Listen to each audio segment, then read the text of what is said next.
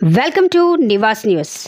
మా ఛానల్ మీకు నచ్చినట్లయితే లైక్ చేయండి, షేర్ చేయండి, కామెంట్ చేయండి. మర్చిపోకుండా బెల్ సింబల్ని క్లిక్ చేయండి. సబ్స్క్రైబ్ చేయటం మర్చిపోకండి. బిడ్డ బెయిల్ కోసం కేసీఆర్ బీజేపీతో ఒకటయ్యాడు. 400 సీట్లతో రాజ్యాంగాన్ని మార్చే కుట్ర. రాష్ట్రంలో బసవేశ్వర సంగమేశ్వర ప్రాజెక్టు పూర్తి చేస్తాం. పెద్దశంకరపేట జనజాతర సభలో సీఎం యనమల రేవంత్ రెడ్డి. బిడ్డ బెయిల్ కోసమే కేసీఆర్ బీజేపీతో కలిసిపోయాడని, అందుకే బీవీ పార్టీలు బీజేపీలోకి పంపించి పార్టీ మోదీ చేతిలో పెట్టారు అని సీఎం రేవంత్ రెడ్డి విమర్శించారు. పెద్దశంకరపేట జనజాతర సభలో జహీరాబాద్ పార్లమెంట్ అభ్యర్థి సురేష్ కుమార్ సెట్కార్ను అత్యధిక మెజార్టీతో గెలిపించి పార్లమెంటుకు పంపాలన్నారు. నారాయణఖేడ్ ప్రాంతం నుండి 2000 ఎకరాల భూమిని సేకరించిస్తే ఫార్మా విజిలెన్స్ కస్టమర్లను ఏర్పాటు చేసి నిరుద్యోగ యువతకు ఉపాధి కల్పిస్తారని తెలిపారు. డాక్టర్ బిఆర్ అంబేద్కర్ రాజ్యాంగ స్ఫూర్తిని దెబ్బతీసే విధంగా మోదీ ప్రభుత్వం వ్యవహరిస్తుందని, అందుకే 400 సీట్లు అడుగుతున్నాడని అన్నాడు. ఇదంతా రిజర్వేషన్లు రద్దు చేయాలని కుట్రతో భాగమని విమర్శించారు. ఈ కార్యక్రమంలో నారాయణఖేడ్, ఆందోల్, ఎల్లారెడ్డి, జూకల్ నియోజకవర్గాల నుండి కాంగ్రెస్ శ్రేణులు భారీ ఎత్తున తరలివచ్చారు. శ్రీమతి సోనియా గాంధీ, శ్రీ మల్లికార్జున్ ఖర్గే గారు జహీరాబాద్ పార్లమెంటు నియోజకవర్గ అభ్యర్థిగా సురేష్ శెట్కర్ గారిని కాంగ్రెస్ పార్టీ అభ్యర్థిగా ప్రకటిస్తే ఈరోజు నారాయణఖేడ్ శాసనసభ్యుడు సంజీవ్ రెడ్డి గారి సభాధ్యక్షతన ఈ జహీరాబాద్ జనజాతర కార్యక్రమాన్ని ఏర్పాటు చేస్తే ఈ కార్యక్రమంలో నాతో పాటు ముఖ్య అతిథులుగా మీ పార్లమెంట్ ఇన్ఛార్జ్, మా మంత్రివర్గ సహచరుడు దామోదర్ రాజ నరసింహ గారు, అదేవిధంగా శాసనసభ్యులు మదన్ మోహన్ రావు గారు, లోకల్ శాసనసభ్యులు లక్ష్మీకాంతరావు గారు, ప్రభుత్వ ప్రత్యేక సలహాదారు మహమ్మద్ అలీ షబీర్ గారు, మాజీ మంత్రివర్యులు పెద్దలు మండవ వెంకటేశ్వరరావు గారు, మిత్రులు సంజీవ్ రెడ్డి గారు, హైదరాబాద్ పార్లమెంట్ కాంగ్రెస్ అభ్యర్థి మిత్రుడు సురేష్ శెట్కర్ గారు, మనందరి ప్రియతమ నాయకుడు రాష్ట్ర ముఖ్యమంత్రి, ధైర్యానికి, దార్శనికత్వానికి, తెగింపుకు పర్యాయపదమైన రేవంత్ రెడ్డి గారు,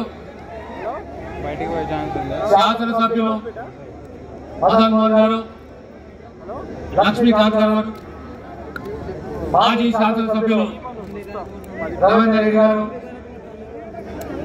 వేదిక అలంకరించిన కాంగ్రెస్ పుర ప్రముఖులు, ఈ సభకు విచ్చేసిన కాంగ్రెస్ అభిమానులు, మిత్రులారా, మీ అందరికీ సవినయంగా నమస్కరిస్తున్నారు చేతులు జోడించి.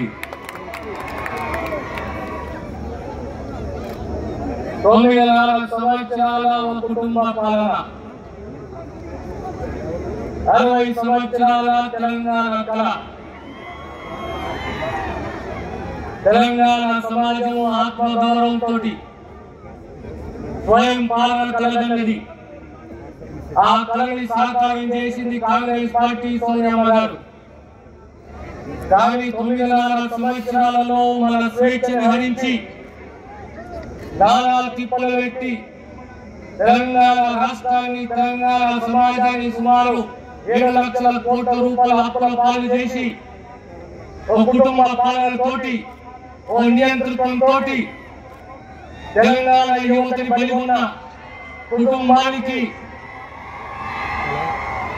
బాబాసాహెబ్ అంబేద్కర్ ఇచ్చిన రాజ్యాంగం ప్రకారము మనకున్న ఓటు, అమూల్యమైన ఓటుని, ప్రజాస్వామ్యాన్ని కాపాడుకుంటూ గొప్ప చరిత్ర కాంగ్రెస్ పార్టీని మళ్లీ గెలిపించి ఎంపీటీసీలో ముఖ్య కాంగ్రెస్ పార్టీ నాయకులు, కార్యకర్తలు మరి 3 నియోజకవర్గాల నుంచి వచ్చినటువంటి నా ప్రియమైన కాంగ్రెస్ సోదరులకు అందరికీ కూడా శిరస్సు నుంచి నమస్కరిస్తా ఉన్నాను.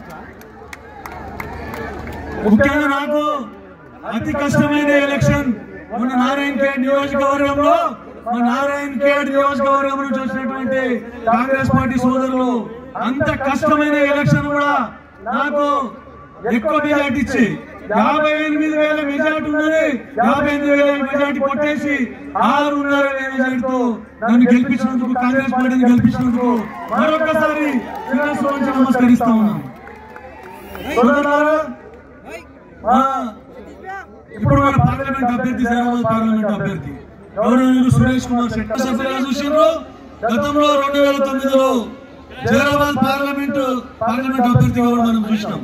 తెలంగాణ గురించి పార్లమెంట్ లో కొట్లాడి బిల్లు ప్రవేశపెట్టి సోనియా గాంధీ గారి ద్వారా తెలంగాణ తీసుకురావడం జరిగింది. వాళ్ళందరూ ఎంపీల బృందం అందరూ కలిసి తర్వాత ఎన్నో అభివృద్ధి కార్యక్రమాలు చేపట్టడం జరిగింది. నేషనల్ హైవేస్ కానీ ఇతర ఎన్నో అభివృద్ధి కార్యక్రమాలు చేపట్టడం జరిగింది. అట్లాంటిది ఈ రోజు గత 10 సంవత్సరాల నుంచి టీఆర్ఎస్ పాలనలో ఎలాంటి అభివృద్ధి కార్యక్రమాలు కూడా జరగలేదని చెప్తా ఉన్నా. ఏదో హామీలు ఇచ్చిండ్రు, ఉద్యోగంపుడు బస్సుని ఎక్కడ పడితే అక్కడ ఉపన్యాసాలు ఇచ్చి అన్ని అమలు కాని హామీలు ఇచ్చి ఏ ఒక్క హామీ కూడా పూర్తిగా నెరవేర్చలేదు.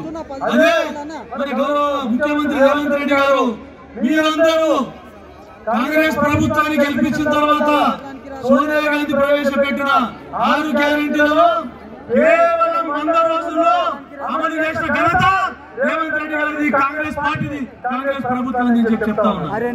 ఈ రోజు గొప్పగా మాట్లాడుతూ ఉన్నారు. రైతు రుణమాఫీ చేస్తే రాజీనామా చేస్తాడంట.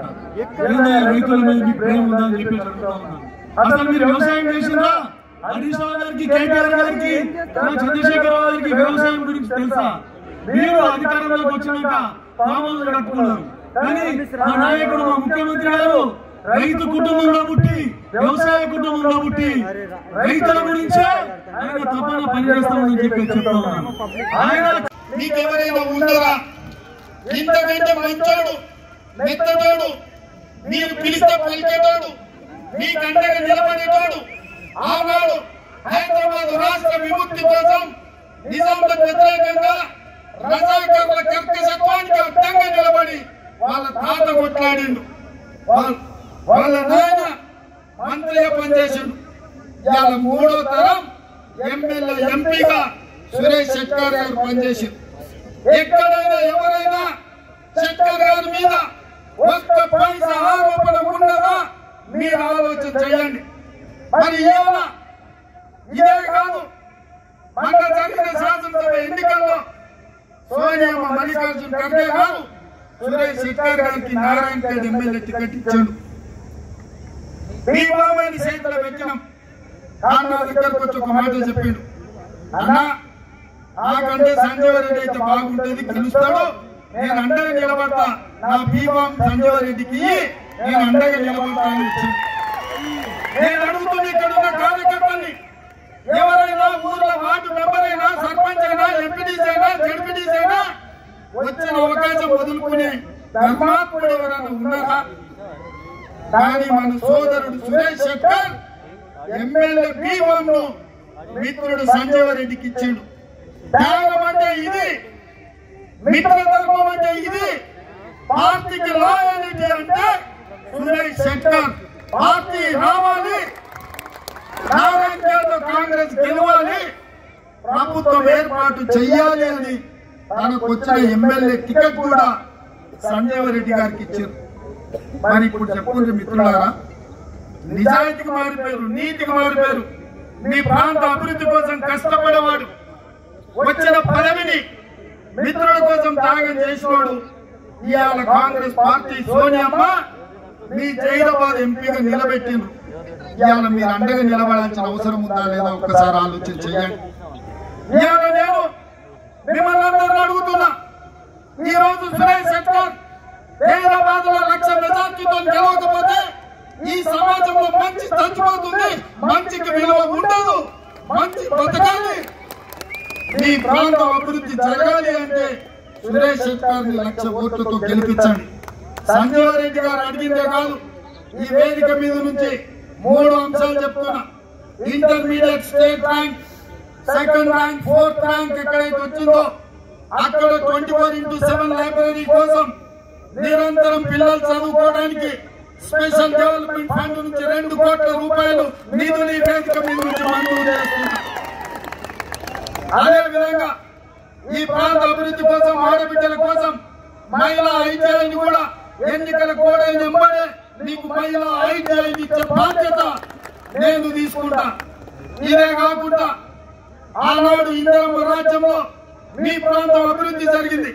ఇవాళ మీ ప్రాంతంలో పారిశ్రామికలు రావాలి అంటున్నారు. నేను సూచన చేస్తున్న పెద్దలు సురేష్ శెట్టర్, సంజయ్ రెడ్డి గారికి, మా అన్న తామన్నకు ఈ నారాయణగఢ్ ప్రాంతంలో 2000 ఎకరాల భూసేకరణ చేసి ఇవ్వండి.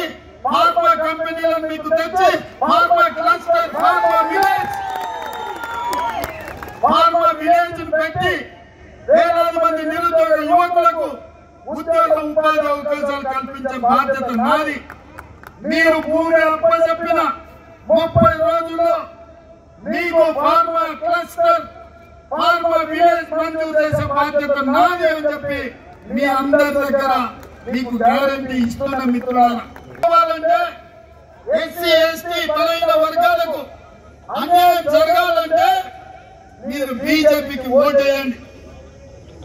దళితులు, గిరిజనులు, బలహీన వర్గాలు, మైనార్టీలు, మహిళలు బాగుపడాలంటే, నిరుద్యోగ యువకులకు ఉద్యోగ ఉపాధి అవకాశాలు ఉండాలంటే రిజర్వేషన్లను కాపాడి రిజర్వేషన్లను పెంచాలి అని అంటే ఇవాళ మీరు కాంగ్రెస్ పార్టీకి అండగా నిలబడండి. మీరే నిర్ణయించుకోండి. మీ భవిష్యత్తు మీ చేతుల్లో ఉంది. మీ పిల్లల